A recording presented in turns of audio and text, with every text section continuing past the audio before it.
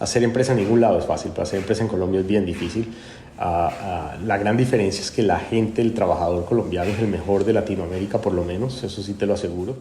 En el episodio de hoy, Bernie Silberwasser, un imperio de cerveza y un empresario que ante todo es un trabajador. Una de las preguntas más frecuentes que le hacen a Bernie Silberwasser es cómo terminó metido en el mundo de la cerveza. Me gustaría decirte que es por el apellido alemán.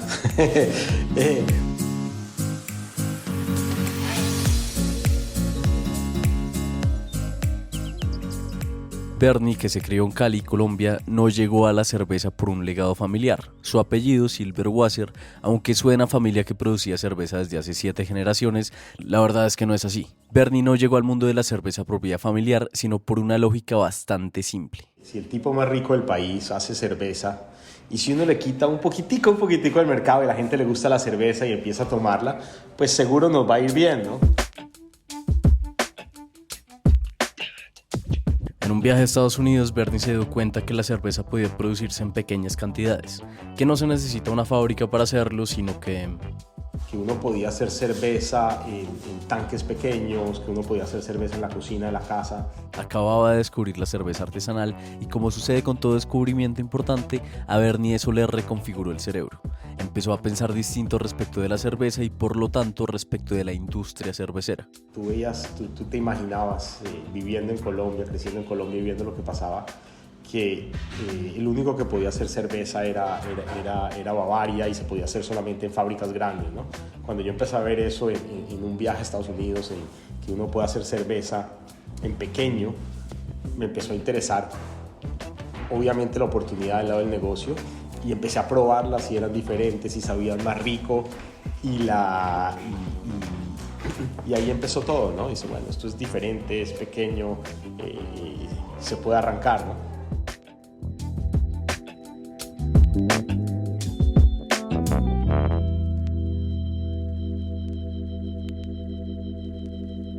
Todo el que ha tenido ideas de negocio y las ha visto extinguirse en su cerebro sabe lo difícil que es materializarlas en la realidad.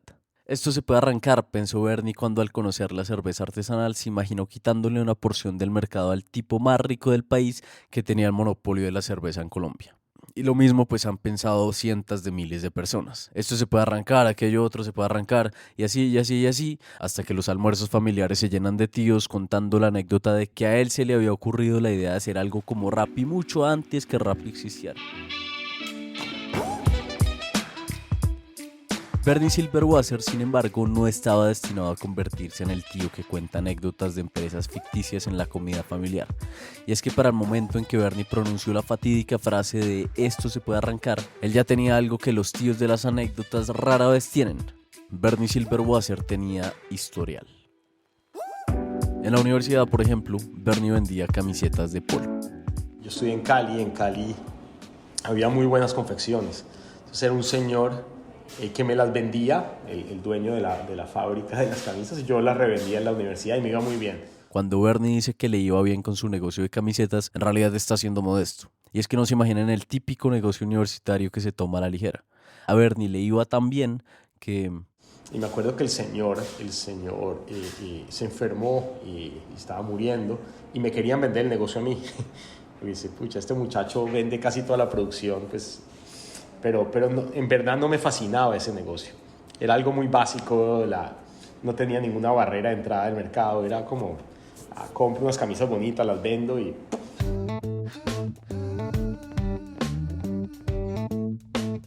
Y al final de la universidad tuve un negocio que me empezó a ir muy bien.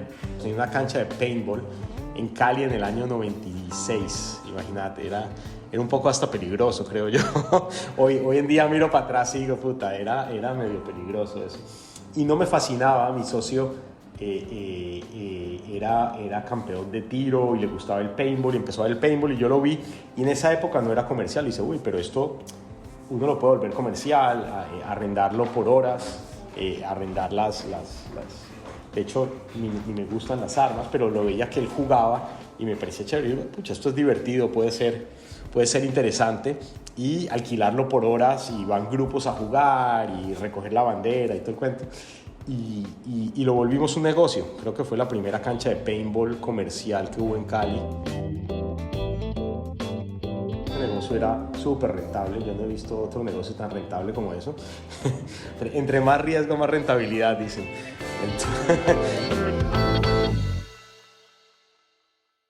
A Bernie sus diferentes negocios durante toda la vida le dieron la confianza para creerse capaz de hacer empresa. Pero en su caso no solo hizo falta la confianza, también se necesitó otra fuerza equivalente, una que ya no lo jalonara hacia la empresa, como la confianza, sino que lo alejara de volver a ser empleado. Básicamente yo quería ser empresario, yo odiaba que me dijeran, solo trabajé en una empresa una vez y odiaba que me mandaran, ¿no? Que me dijeran qué hacer, qué no hacer. Mientras que se graduaba de la universidad, Bernie, que los fines de semana manejaba su negocio de paintball, entre semana tenía un trabajo en el día. No estuvo mucho tiempo ahí antes de darse cuenta que había muchas cosas de las organizaciones burocráticas que a él le parecían absurdas. Y la gente tomaba las decisiones todas en saco y corbata, pero todo pasaba en el mercado. Entonces, no me hacía ningún sentido y todavía tampoco me hace sentido en los negocios nuestros, ¿no? Yo le digo, no me gusta ver los gerentes en la oficina. Si el negocio pasa afuera, uno tiene que estar afuera con los clientes, con el producto en la calle, ¿no? No tiene por qué estar en una oficina de saco y corbata. Entonces, le tenía cierta, ¿cómo se dice? Bernie sentía cierta displicencia por las prácticas burocráticas que suelen darse en las organizaciones. Muchas veces las empresas se vuelven burocráticas y políticas también. Entonces la gente que avanza es la más política. Yo tenía un librito y siempre decía, cuando yo tenga mi empresa, voy a hacer esto, no voy a hacer esto, voy a hacer esto, no voy a hacer esto. Iba anotando mientras trabajaba en esta empresa. Esto me gusta, esto lo quiero hacer cuando tenga mi empresa. Cuando Bernie, el dueño del negocio de paintball, el del librito, descubrió la cerveza artesanal y pensó, esto se podría arrancar, las posibilidades de que efectivamente hiciera realidad su idea eran mucho más altas que las del tío de las anécdotas. Pero Bernie Silverwasser no arrancó su negocio de cerveza artesanal inmediatamente. Y la pregunta ahora es ¿por qué? La explicación de por qué Bernie no empezó inmediatamente su negocio de cerveza artesanal está en sus negocios anteriores, en esos en los que Bernie simplemente compraba mercancía para revenderla o alquilaba canchas de paintball. La verdad es que no hacía falta tener un entendimiento superior del negocio. Eran negocios simples y negocios que además a Bernie no le interesaban mucho. La cerveza, en cambio, era otro mundo, uno al que Bernie estaba decidido a internarse, pero que antes quería entender muy bien.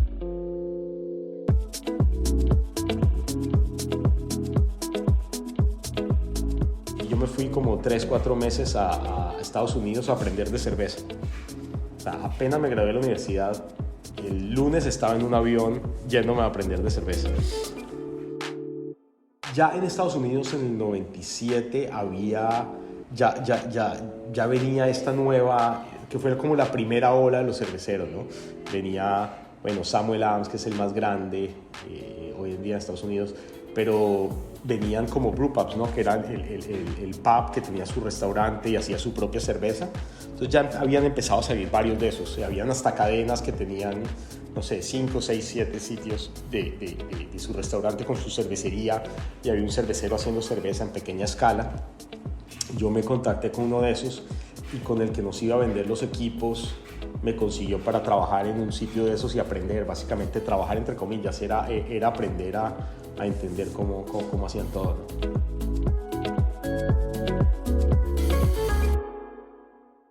Al graduarse de la universidad, Bernie se embarcó en una experiencia que pocos persiguen, una que es poco glamurosa pero que da unos réditos enormes.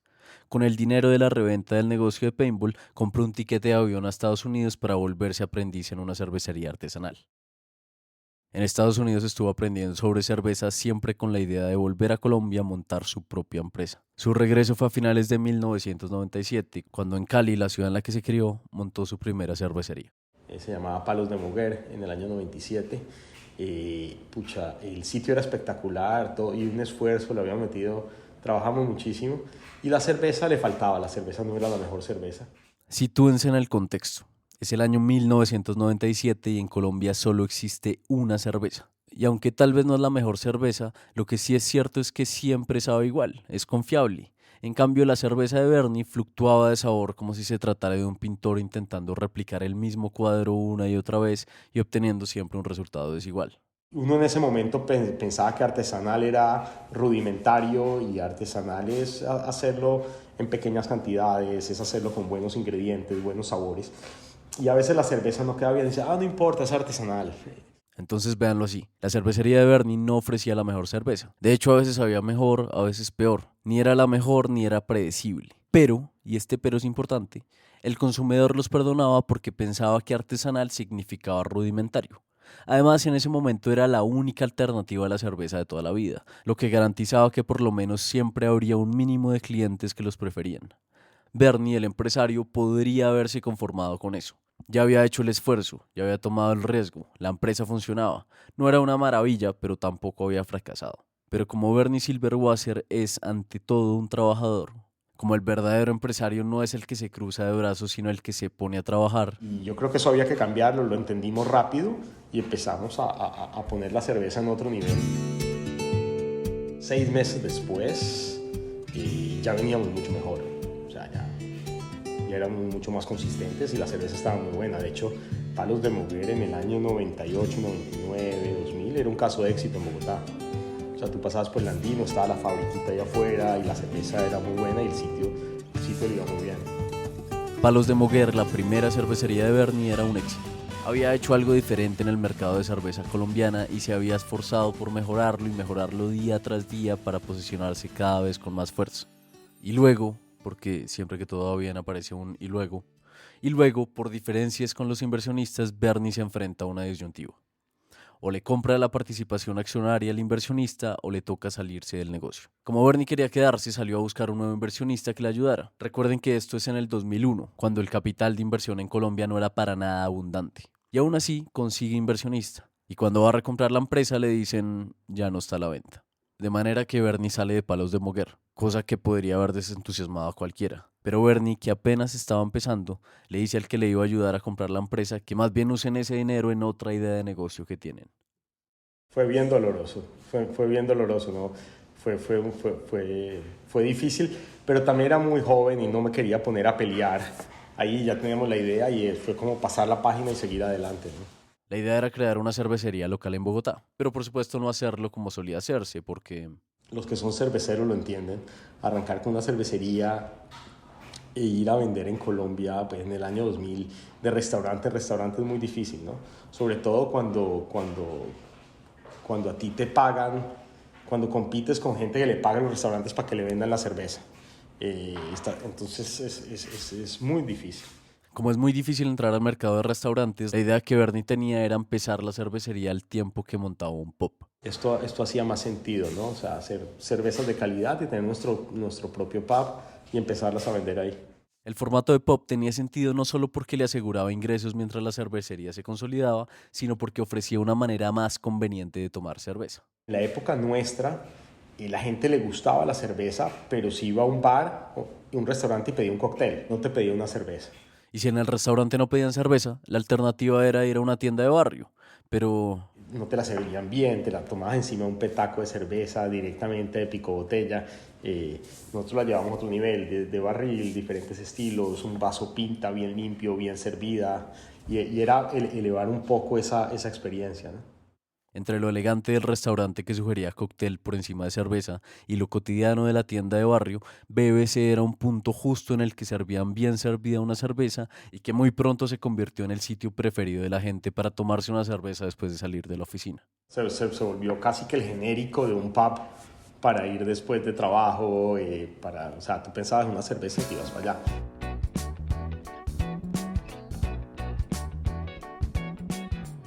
Uno nunca quisiera que su producto fuera genérico, que tuviera tan poca esencia que a la gente se le dificulte diferenciarle de otras marcas. Claro, pero tener un producto que se vuelve el genérico, eso pues es otra cosa. Un producto tan potente que reemplaza el nombre de la categoría, eso es otro nivel. Le ha pasado a Kleenex y le ha pasado a Clorox. Y ahora en la ciudad de Bogotá sucedía que con el pop del empresario Bernie Silberwasser, la gente en vez de decir ¿por qué no vamos a tomarnos una cerveza un pop ahora más tarde? Empezó a decir ¿por qué no vamos a un BBC? Como dicen por ahí, Bernie con BBC le había pegado al perro. Había dado con el negocio que era y ahora su pop era todo un éxito.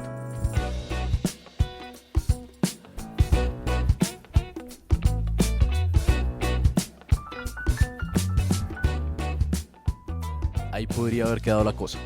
El empresario había montado su negocio exitoso, que era un hito cultural al punto de que había reemplazado la categoría pop de cerveza por la marca de BBC, y uno pensaría que podía cruzarse de brazos y esperar que el dinero rellenara su cuenta bancaria. Pero como el empresario Bernie Silberwasser es ante todo un trabajador, el éxito inicial, en vez de una excusa para descansar, iba a volverse un aliciente para esforzarse todavía más. Pero después seguimos haciendo pubs, ¿no? Y seguimos haciendo otro pub y otro pub. Y entonces un local ayudaba a pagar el siguiente, entonces ya tenías 2 locales, entonces era mucho más fácil y abrías el tercero. Pero eso es delicado, o sea, si uno abre en la zona que no es, te frena todo el crecimiento. Entonces teníamos que ser muy pilos en saber dónde abríamos, porque te quita el crecimiento, la caja, en fin, entonces... El primer BBC no podía haber quedado mejor ubicado. Era en una de las pocas calles peatonales de Bogotá y una zona que luego se llenaría de bares y restaurantes. Con ese primer local había tenido la sagacidad de entender las zonas peatonales y prever que en la de Bogotá iría muy bien un pop. Con los locales que siguieron ya no fue sagacidad, sino suerte. El estudio de mercado era muy básico. Decía, bueno, aquí está, hay un McDonald's, le va bien, hay un Crepes, le va bien, por ahí va a arrancar este otro, y uno iba por las mañanas, por las noches, en esta zona no hay un buen sitio para tomar cerveza, aquí cabe un BBC. A punta de pensar, aquí puede caber un BBC, Bernie fue consolidando un imperio de cerveza. Y aunque en un punto no tenía más de una docena de locales, estaban tan bien ubicados que daba la impresión que dominaban toda la ciudad. Tuvimos la suerte de que los primeros, ponle tú, 8 o 9 locales estaban súper bien puestos. Que la gente pensaba que la empresa era mucho más grande de lo que era porque tú la veías en las esquinas más claves de Bogotá, en las que eran. Entonces eran 10, pero tú dices, escucha, esta gente está por todo lado. El que en esa época no hubiera salido de su casa en un buen tiempo y luego decidiera romper su confinamiento y caminar por la ciudad, habría pensado que esos pops BBC que están regados por toda la ciudad surgieron de la nada. Pero la verdad es que... No, pero no era de la nada, créeme que es un trabajo durísimo, día a día, día a día, uno se levanta y a trabajar y ahí 11 de la mañana empiezas a arreglar el local, a dejarlo listo, llega la cerveza, la comida, todo, abrimos a mediodía y te vas hasta la 1 o 2 de la mañana, después cierras el local. Nosotros al principio llevamos la gente a la casa cuando abrimos el primer local. Entonces son días larguísimos de no parar, ¿no? Y uno tiene la fortuna de que te va bien, ¿no? O sea, hay sitios que yo veo y es muy difícil. Haces todo eso mismo que estamos haciendo, que te estoy diciendo, y no les va bien. No les entra gente, no les alcanza a pagar el arriendo, no alcanzan a pagar los impuestos, no alcanzan a pagarle a la gente. Es bien jodido, es bien difícil. El problema cuando uno entra a un buen restaurante o a una tienda impecable es que está todo tan bien puesto, todo tan pulido, que uno no asocia ese restaurante o esa tienda con esfuerzo humano. Es muy distinto ir al taller del mecánico y ver las tuercas regadas y las toallas engrasadas. Uno ahí puede percibir muy claramente el trabajo que ha tenido lugar. Pero en un negocio que funciona como un relojito, en el que te sirve una cerveza impecable, aquello no parece precisamente producto del trabajo. Uno ve la fachada reluciente, la marca brillante y no ve por ningún lado la cantidad de sudor que se ha derramado para lograrlo. Construir BBC era difícil no solo por la cantidad enorme de trabajo que requería, sino porque también... Y hay mil problemas. Hacer empresa en Colombia no es fácil. Hacer empresa en ningún lado es fácil, pero hacer empresa en Colombia es bien difícil. La gran diferencia es que la gente, el trabajador colombiano es el mejor de Latinoamérica, por lo menos, eso sí te lo aseguro. Pero el tema burocrático, el tema de violencia... Es cierto que a veces uno es demasiado duro con su propio país y cree que solo ahí existen obstáculos innecesarios para hacer empresa. Pero lo cierto es que en Colombia, en un contexto muy específico, sí hay cosas, a veces ni siquiera burocráticas o legales, que hacen de ser empresario un trabajo doblemente arduo. Entonces nosotros arrancamos en abril, en noviembre nos tuvimos, no sé si conocen la historia, pero nos pusieron una granada. No era directa a nosotros, pero nosotros nos ganamos esa lotería. Hubo 2 bares en la zona rosa en noviembre del 2003. Imaginen que además de la cantidad de trabajo que se necesita para hacer realidad una idea de negocio, además de la suerte que se necesita para que el negocio le vaya bien, además de los requisitos administrativos y los procedimientos legales insoportables, les pueda caer una granada y explotarles el negocio. Como dice Bernie, hacer empresa en ningún lado es fácil, pero hacer empresa en Colombia es bien difícil. Y nos paramos y volvimos a abrir y seguimos trabajando. Pero uno ya lo ve normal, pero eso son cosas que no pasan o en muy pocas partes del mundo, ¿no? Entonces te toca luchar contra todo eso. Después el siguiente local y así, ¿no? O sea, es bien lindo verlo crecer, pero es duro, ¿no? Cuando tú estás ahí lo haces y es un trabajo duro de mucha gente, ¿no? De mucha gente empujando para el mismo lado.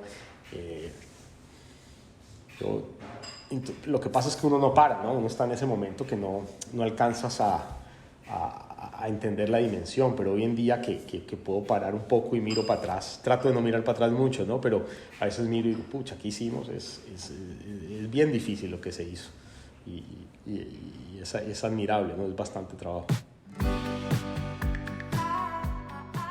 Cuando Bernie habla de lo que hace, usa la misma palabra una y otra vez, y la palabra no es una nueva en este podcast, es trabajo. Y esto a ustedes les puede parecer normal, pero lo cierto es que durante mucho tiempo y en muchas mentes ha cuajado la idea de que por un lado están los empresarios y del otro los trabajadores.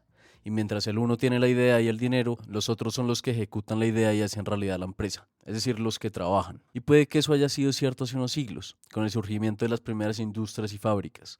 Pero la verdad es que en este mundo en el que vivimos, tan impredecible y competido, es difícil imaginar que un empresario que se cruce de brazos y deje que otros hagan el trabajo pueda salirse con la suya. Yo creía, por ejemplo, como vos, de que sí, uno tiene una buena idea y te va bien y te puedes cruzar de brazos y pucha, ya le pegué y ya estoy tranquilo. Y no es así, ¿no? Yo creo que para uno mantenerse vigente tiene que estar evolucionando y en verdad estar aprendiendo y estarse adaptando. Yo creo que las empresas, para que sobrevivan y vivan en el tiempo, uno tiene que ser un poco así, ¿no? De estar pensando que siempre te van a hacer una disrupción, ¿no? Va a llegar alguien y va a sacar esto, X o Y, entonces toca estar pensando todo el tiempo cómo me sigo adaptando y evolucionando. El imperio cervecero que construyó Bernie no es el resultado de una idea brillante, ni de un golpe de suerte, ni de haber contratado a la gente indicada y dejarlos que ellos mismos resolvieran. Lo que hay detrás de los varios negocios de Bernie es una cantidad enorme de trabajo.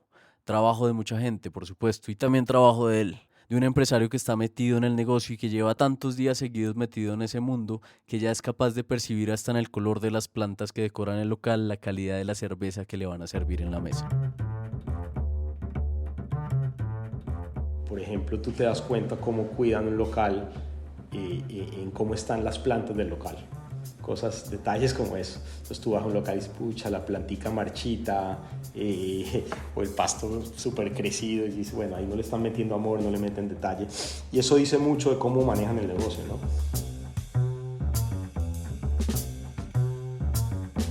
Nosotros en BBC teníamos algo que la gente no lo sabía, pero lo hacíamos y era espectacular, que los guardas, en cada local había un guarda y los guardas eran los encargados de tener las plantas impecables y tú siempre veías los novios rojos, ¿no? Y lo que nosotros hacíamos era que nos dimos cuenta que nadie las cuidaba bien y los guardas estaban ahí todo el día y les dimos ese trabajo, ¿no? Ustedes tienen que tener las plantas y un buen pub pues siempre estaba con las plantas bien bonitas y todo, y los guardas eran los responsables de tener siempre su jardín de la fachada perfecto. Y cada mes había un ganador y le dábamos el fin de semana libre. Entonces los tenían al pelo.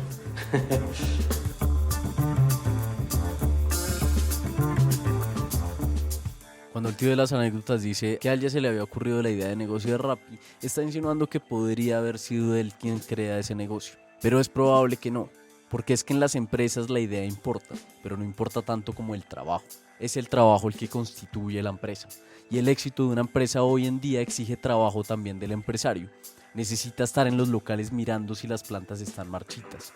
Necesita estar adentro del mundo de la cerveza entendiendo, mirando atento, pensando qué podría ser novedoso o interesante. El empresario no es el que se cruza de brazos cuando su idea prueba ser poderosa. El empresario no es el que se desentiende, sino el que se siente responsable con su equipo de trabajo y con sus inversionistas.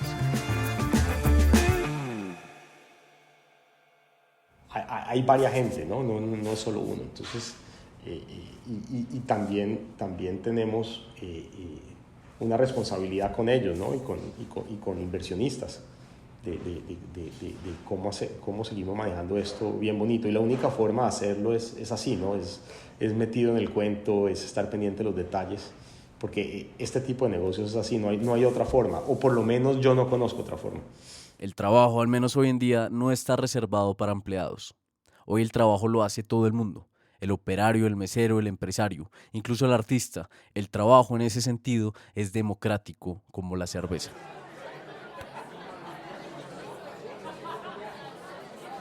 La cerveza une, es mucho más democrática. Yo creo, por ejemplo, el vino ha logrado hacer cosas que la cerveza no ha logrado en restaurantes, cosas esas, pero tú lo percibes mucho más lejano, la cerveza es más cercana, es más de compartir con los amigos. Ese trabajo lo han hecho muy bien las cervecerías grandes con la publicidad. Entonces, sí, yo creo que no hay nada como la cerveza. Ahorita que salió, por ejemplo, empezaron a salir los hard seltzers y todas estas bebidas, pero no es lo mismo, nunca llega a ser lo mismo una cerveza. La cerveza es uno de los temas preferidos de Bernie, por supuesto. Y es que como hacer empresas trabajar, y como para trabajar bien hay que entender el mundo que se habita, a Bernie le ha sido imposible no enamorarse del mundo de la cerveza, que es tan grande que uno nunca se lo llegaría a imaginar.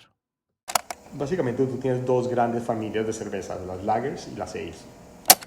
Las lagers son cervezas que tienen un poco más de maduración, son las cervezas rubias que has visto, pues no necesariamente tienen que ser rubias, pero son las cervezas rubias que tú ves usualmente en todo el mundo, son las cervecerías grandes que hacen la típica lager rubia.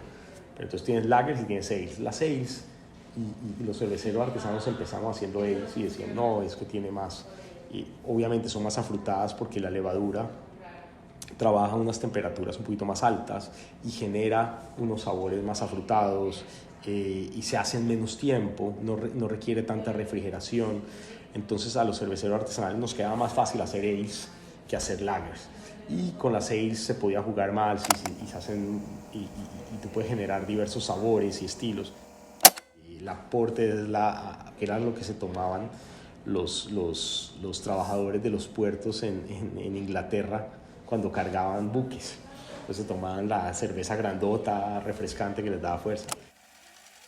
La Sazón era la típica cerveza que hacían los campesinos en Bélgica. En el norte de Bélgica hacían una cerveza que se llamaba La Sazón, que era como session, ¿verdad?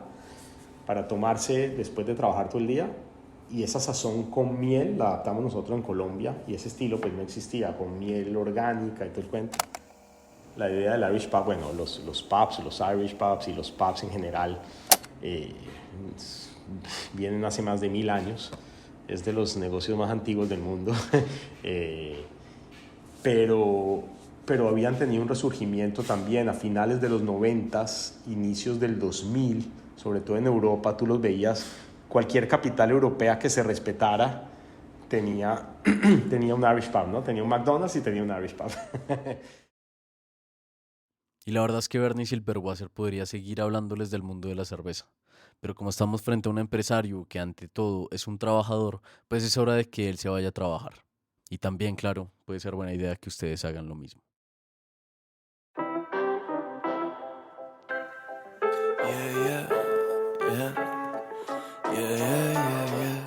Gracias por escucharnos.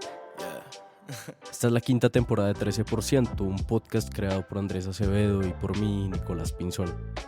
Se pueden suscribir en Spotify para que los notifique de los nuevos episodios, y también nos pueden seguir en Instagram buscando 13%. Hasta la próxima.